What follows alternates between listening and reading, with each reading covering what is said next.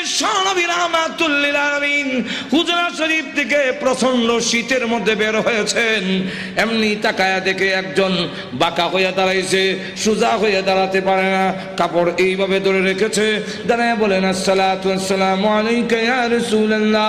আল্লাহ নবী বলেন, কে রে তুমি এত গভীর রজনীতে আমাকে সালাম দিচ্ছ?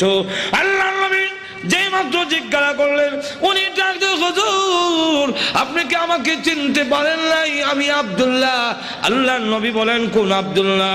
ওগো নবীজি, কিছুদিন আগে ইসলাম ধর্ম গ্রহণ করেছি, আমার নাম ছিল আব্দুল উজ্জা, আমি আপনার নামটা পরিবর্তন করে আব্দুল্লাহ রেখেছেন, আমি সেই আব্দুল্লাহ। আল্লাহ নবী ডাক দিয়ে বলেন, আমার আব্দুল্লাহ তো ধনী বাপ চাচা, তার বাপ চাচা ধনী ব্যবসায়ী ছেলে, সকাল বিকাল কাপড় পরিবর্তন